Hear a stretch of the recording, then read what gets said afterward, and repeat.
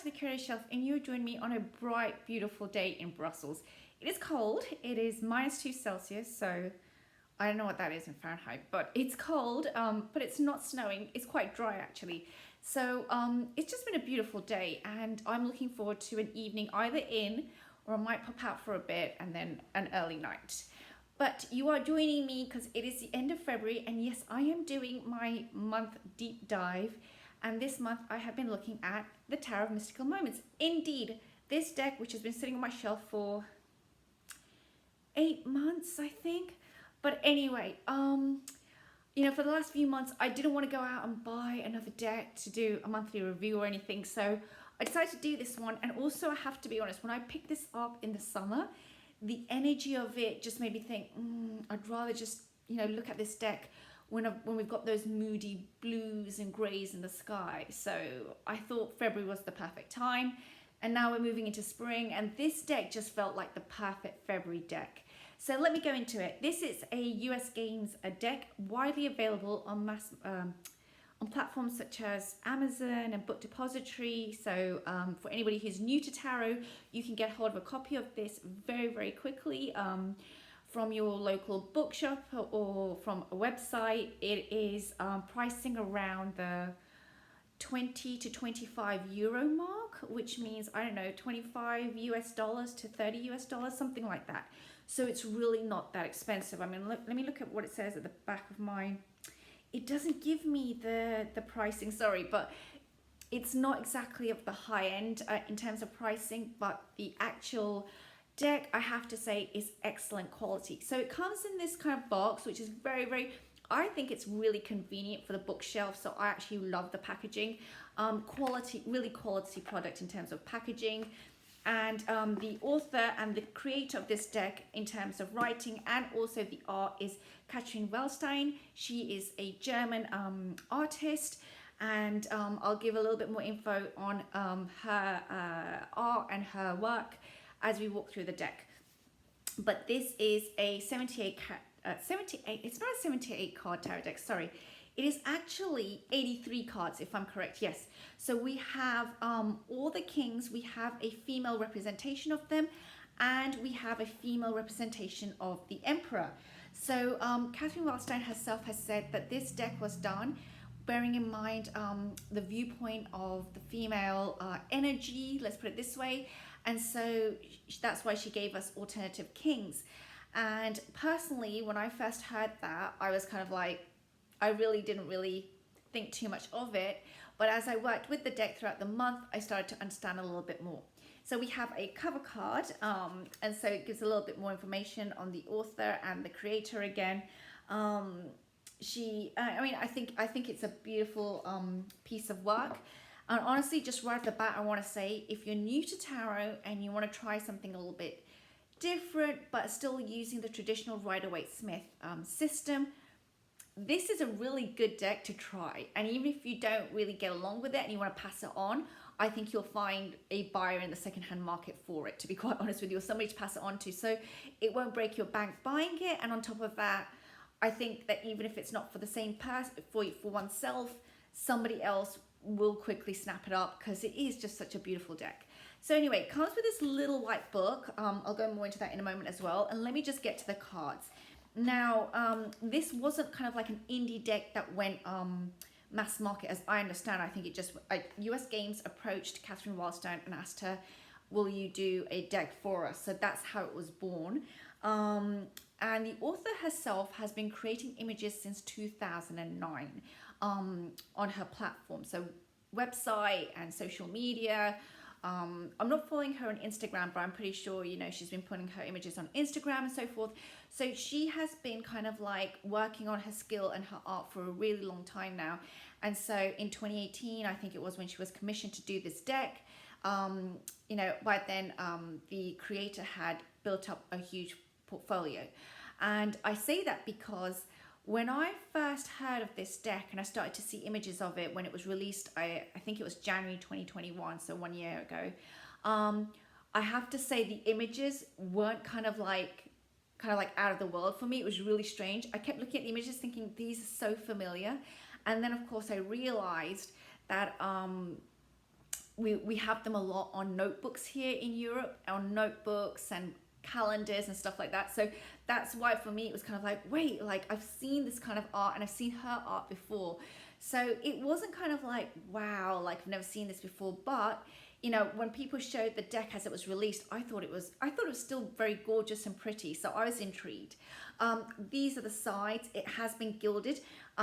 Contrary to some of the other gildings that I've experienced, for example, the Mary L or the Star Tarot, this gilding is fine. It doesn't hurt my fingers. I actually have had gilding from other decks where literally it's shredding my fingers as I try to use the deck, and I do have hands that are delicate, and this hand has arthritis, so just as an FYI, my hands can't take a lot sometimes. But those decks were really difficult. This deck, it's chunky because it is the 83 cards. You can remove the extra cards. For example, if you just want to use the female emperor, you know, just remove the male one. If you want to use the female Queen of Wands and the female Queen of Cups, but the male King of Pentacles, sorry, not Queen, sorry, but the female of two of the suits, and you want to use the male of two of the suits in terms of the kings, you can do that. So I kept all the cards in. So these are the backs, but I'm someone that likes to work with the full deck, and even though it had extra cards, which means that technically I've got now 2 emperors floating around in there, and I've got 2 of each of the kings for the suits. I just worked with it as is. So that's me, that's my strangeness, and some people would say, but then it's not a correct system, and it's true, it's not correct to the exact 78 card system, that's true, but that's how I flowed with it. I worked with this, so if you're new to my channel, just so you understand, I work on the basis of, I pull a card every morning and I answer a question that's already been preset. And the question can be things like, you know, what, it's not so much necessarily what do I need to know today, but it could be on a theme. So the theme that this month I was exploring was the theme of, because it was February, love. So questions around relationships, unconditional love, fear, not seeing warning signs, what do I need to pay attention, like questions like that. But I would have a question already predetermined and I would pull a card. And I just kind of like journal about it. I would sometimes do research on that particular card, the key, if I wanted to. So for example, here we have the beautiful 6 of Wands. I mean, look at that, that's gorgeous. And I would just go and look at more information on the 6 of Wands in my reference books if I wanted to. I'm currently working with, I'll just pull her out because she's right here. I'm still working with 36 Secrets. So this is a book about the minors. It covers each minus and its astrological correspondence according to the old system. So it doesn't include the modern astrology planets. I have to keep saying that in case somebody's interested. But if you're willing to just, you know, either bend the rules for yourself, so I do. So for example, when I'm looking at anything which is Pisces, I use Neptune, when the traditional, as I recall, is, I've got to remember now, the traditional is Jupiter, I think. But I use Neptune because I do. That is now the new allocation for Pisces. For Scorpio, for example, here they will use Mars, I use Pluto. So here you go, there's the examples that I'm now setting. But this book is still very, very useful, and I'm going to do a little bit of a talk on how I further use this book. I think I need to just do a short video because it's not going to be too long, but it might be helpful for some people. So if again, one is not necessarily new to tarot, but you're more at the level where you're kind of like, yes, I've learned all the keywords and I've learned kind of like technically what the 6 of Wands would normally be about and that kind of thing, and I want to go more into depth and really get into the flavor of the card, and it's the minors, I would recommend getting hold of this book, definitely. So it's 36 Secrets by Susan Chang. Okay, so going back to the deck, sorry, I'll just move this back around. Going back to the deck, what I would do is I would just pull a card and I would have that card, do a little bit of journaling, do a little bit of writing. When I say little, by the way, it literally is just one side of a page. I mean, I just don't have the time in the mornings to go into like copious amounts of pages on a tarot card, because I also have a separate journaling practice that I do every morning, which I've been doing for many years, with or without tarot. It's got nothing to do with tarot in that sense. And I really want to respect that as well. So my morning time is actually a lot of writing. So for the tarot aspect, I limit it to 1 page. Maybe you want to do more. That's up to you. I'm someone that really believes in writing. So if it goes with the flow and you want to write 3 pages on a card, I would say go with it. There are different things one can say, and this deck is beautiful for that. When you take an image like this, now Seven of Wands, you know, when we look at that, we look at kind of like defending or standing up for ourselves and looking at the energy of fighting off people.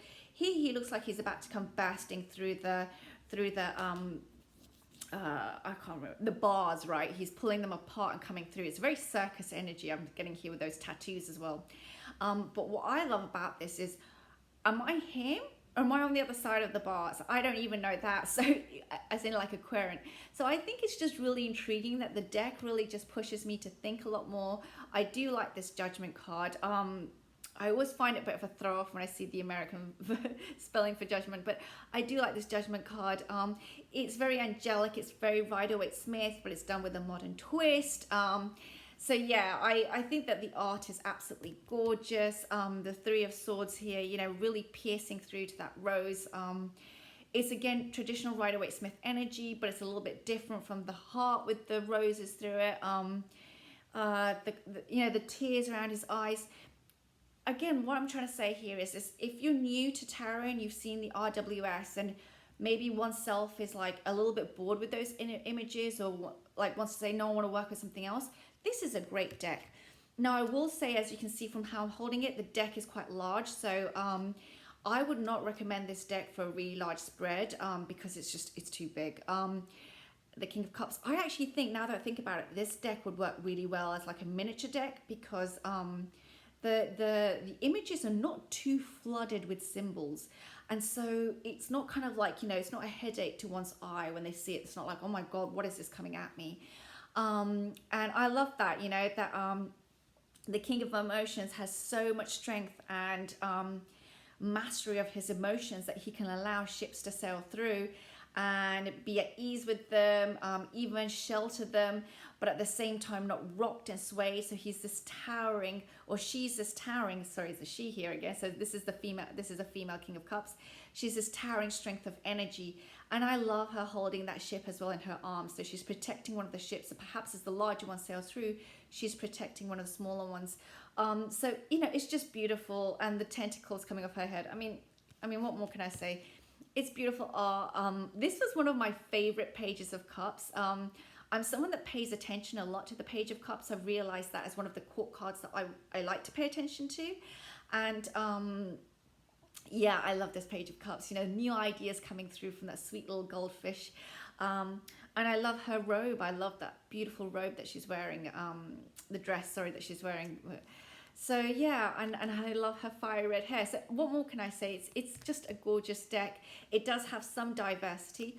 I'm not really too keen on the diversity here personally. I think one of the things that I found could be improved upon this deck is why the author and the creator has used the images that she has used. That was where I was a little bit lost, going, okay, who is this and why are they appearing here?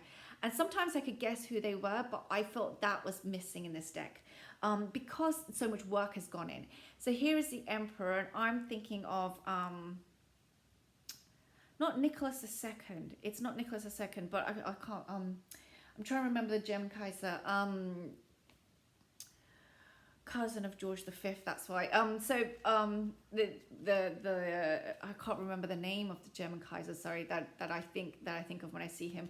But you know, gorgeous imagery, and yeah, I love it because she's got this kind of like the coat of arms. But here the coat of arms have actually evolved into its own bush. Normally you would have a coat of arms on that side of the jacket, but they've evolved into some kind of like flowery arrange, some set of flowers that are then pinned down by his very regal set of chains, which I always think of when I think of like mayors and the Burgmeister, which we have here in Belgium, we have in Brussels, we have Burgmeister. And then, you know, it just makes me think of kind of like how the Emperor keeps a control on that Empress energy through those that weighted chain. So beautiful imagery, a lot to think about. You know, the Ten of Swords here, you know, they're piercing her, but they're not quite piercing her. That's the interesting thing. They're all going towards her, but then the light is coming out. So, you know, it's just another take on that Ten of Swords energy. gorgeous star card. I'm pretty sure this is the Taj Mahal she's used at the back there.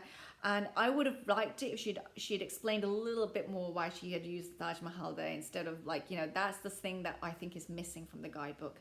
But overall, it is a gorgeous deck. And my main takeaway of this deck is that it works really, really well for one or two card pulls because the cards are huge and it can feel overwhelming if I did a large spread.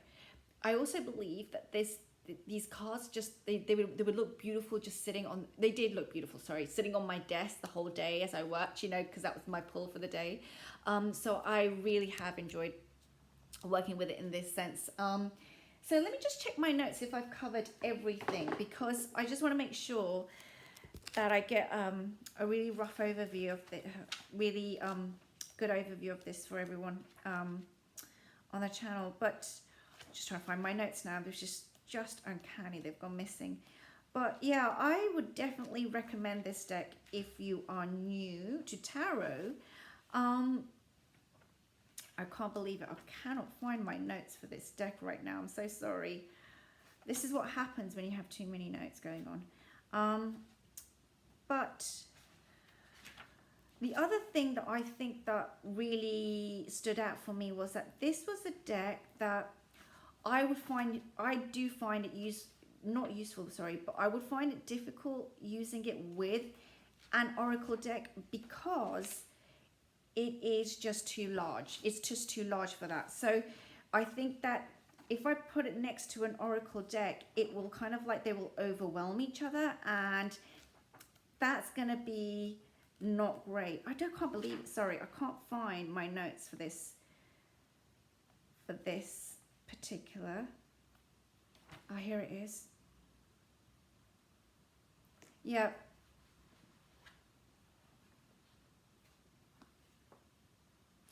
Okay, so the other thing was that I don't think, and this is the other part of it, was that I don't think, the one thing that I didn't like about it was that the cardstock is really, really chunky.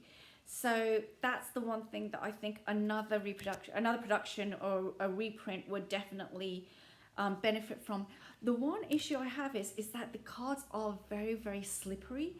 So whenever I've tried to shuffle it, I literally do have the pack. It's almost like it's moving out of my hand, and it's almost like it's going to run away. And I remembered at one point when I was trying to shuffle it going, maybe I just don't need to shuffle it that much, because it was just it was difficult to shuffle this card. This is one of the cards which I got a little bit annoyed about.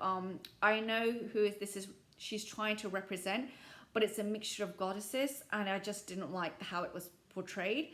And on top of that, I didn't like how the collage was done. I mean, there are times when I feel like artists do need to understand the culture if they're going to take from it. Otherwise, it can feel a little bit offensive towards the culture.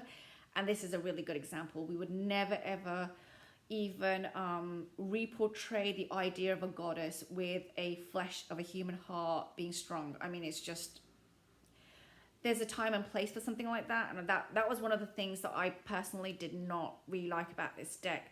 So there are times when I think that this deck shines beautifully, 9 out of 10, and a few times where I think that there needs to be thought when we actually use images of others, because if it's not explained, it can feel a little bit yeah, I don't know how to put it, but a little bit distressing sometimes for the person that's using it, because it's like, that's another person's culture here. So that's the one thing I am going to flag. But overall, is it like one of the worst things I've ever seen? No way. So I don't want to like beat up this deck either.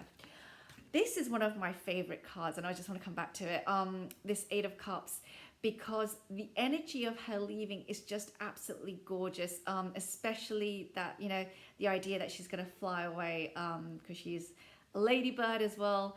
And it almost feels like she's having this peaceful walk of leaving.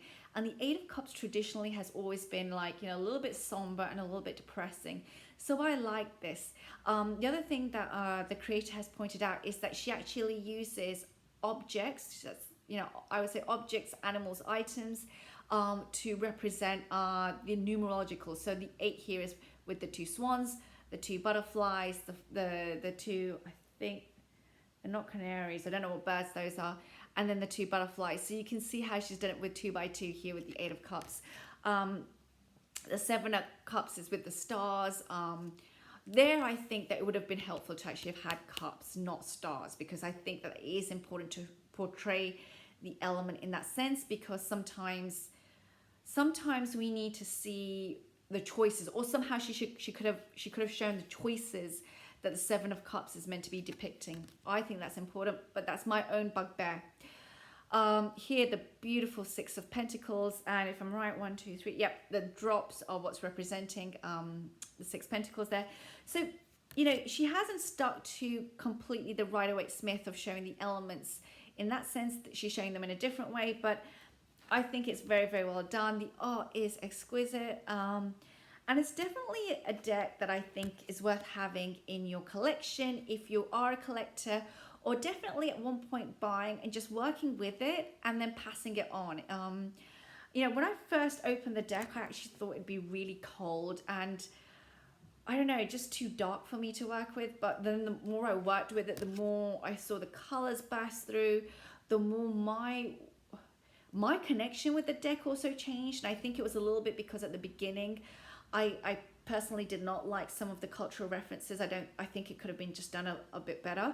But as I worked more and more with the deck, I could forgive it for that and move on. And as I did, I got to learn and get to know her a bit more. And I did appreciate working with her for sure. I also give credit to a creator for giving that female perspective, which I think is really, really important. It's something that's very close to my heart. So yeah, so I would definitely recommend this.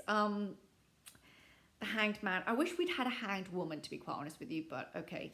But yeah, I think it's just, oh, what a beautiful 9 of Pentacles. It's one of my favorite cards, actually. And, you know, I just think it's so clever. I do think the one thing that when I open this up, so let's take the 10 of Pentacles, and I'll give a reading for what you get from the guidebook, because I think that might help some people. Okay, so from the guidebook, if I get to the 10 of Pentacles, 10 of Pence, 10 of Pence, 10 of Pentacles. Okay, here we go. Here we go. So let me hold that up. It says, an old man sits on a huge tree trunk symbolizing his longevity. 10 rings on the trunk's surface stand for the decades he has spent on Earth and the experiences he's had all those years. The flowers entwining the trunk illustrate the intricate paths life can take and how beautiful life could be. Through the tree rings, we see the patriarch's biggest achievements, building a house and raising a family. He has led a successful life and is well positioned to share his legacy with his family. Upright meaning, affluence, financial empire, stability, family life, security, sharing prosperity. Reverse meaning, business failure, isolation, financial insecurity, disinheritance.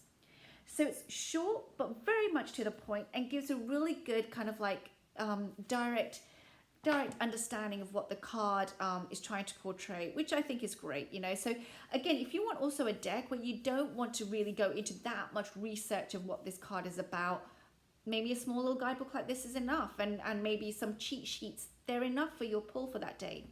So you know, let me keep going through the cards because they just are so gorgeous. Oh, she's so pretty. And yeah, I think that this is a deck which I know is very much compared to the Dream Keeper's Tarot. So I would like to do at some point a video where I'm comparing the two. I've seen wonderful walkthroughs of both decks together. So I wouldn't necessarily want to do a walkthrough strictly as just that. I would want to do kind of like a talk on the guidebooks again, where the artists are coming from. And I don't want to go into too much, but is it worth having both decks in one's library? Depends. If you want to keep your collection really, really tight and small, I don't think so. I think it's best then to choose one of the decks. It might be due to imagery that you might find this more appealing. It might be due to symbolism that you find the other one more appealing. It's all going to vary, you know. Do I think somebody needs both necessarily? No. Am I glad that I have both? Yes, I actually do find them distinct and different on their own. I'm not going to be giving up either one anytime soon. So I think that gives a clue to how much I've enjoyed both decks, and I want to return to them. I've got an idea about how I want to use this in the future.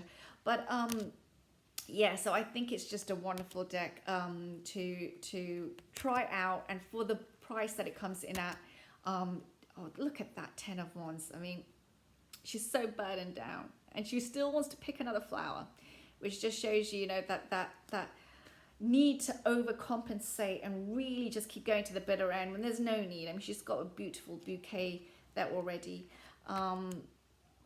I love how all these women are kind of like bound together through that huge ring. Five of Swords. I mean, look at the shadow and that heartache there behind her. That sense of betrayal. And the beautiful, gorgeous robe that she's wearing. So yeah, so it is, I mean, a very intriguing deck. That's the best way I can put it. Oh, that's so gorgeous. And I think, you see, the Queen of Wands is one of my favorite cards in a deck. And this is stunning imagery. Stunning. It's one of my, it must be, yeah, I just remember now, it must be one of my favorite Queen of Wands here. And I'll show you another card actually that I really, is it still in here? There's one other, this Three of Wands. That beautiful braiding that really looks like, again, tentacles. I love it. If you're someone that likes ocean, watery, airy energy, this deck is just amazing for that, I think. The Sun was one of the best cards, I think, again, from this deck. Just a lot of fun. I had this card come up the Tower when I was looking at a family situation, actually. And it was really, really like when the deck really spoke to me so strongly about the situation. And yeah, I'm just, you know, it's a very clear reader. If you want to do a 3-card pull for someone or for yourself, this is the perfect deck for it, I think. This is one of the perfect decks for it. Because it sings with just a few cards. It doesn't need more, I think. So I'm just going to quickly try and get through as much of the deck as possible so you get a really good idea. The colors are gorgeous, and the imagery is just calm, very calm. We don't see much movement in this deck, that's for sure. There's a lot of stillness. But I think there's a good reason sometimes. Oh, look at that. That's a fairy tale. The Fool going into a fairy tale. There's just what I love about it. And look at that huge crocodile underneath, actually. Wow. She doesn't realize what she's standing on. What I think is just amazing about this deck is that it just, yeah, it makes you want to go into the details of this. Ooh, drop that one, of this deck. So I hope you enjoyed my I loved this card. So let me just pick that one up. I loved this card when I first came across it. I don't know what flowers those are. I also think, even though I've said that I wouldn't use necessarily an oracle deck with it, if I did use one, and I think I saw Lisa Papez also show this pairing, and it did make a lot of sense. If I did use an oracle deck, I would definitely use it with something like the Wisdom of the Oracle. So if you have this deck, maybe this is also a tarot deck that I would recommend pairing them together. And, you know, I'll just give you an idea. This is the Wisdom of the Oracle by Colette Baron Reid, a Hay House production, very easily available around the €15 mark. So very, very affordable. It is one of my favorite oracle decks. And let me just take a card again. Let me take a card. And you'll see how the imagery from these decks just sometimes might go so well together. Look at that. That's beautiful. There's something about the color. Let me just go for another one. There's something about the colors in these decks that really kind of like sings well together. I don't know what it is. Or the imagery. Let me just do another two as well, actually. Now I'm having fun with this. Look at this one. Look at that. Time to take a nap, and then this is justice. Maybe it's saying that before carrying out this act, sleep on it a little bit first. So I'm going to stop there, leave it there. We're quite a way in. I hope you enjoyed this deep dive into the Tarot of Mystical Moments. It's definitely a deck that I would recommend for many. And you know, it's so widely available, so easily available. I would definitely say give it a try. Thank you for joining me today, and I will see you soon. Take care now. Bye.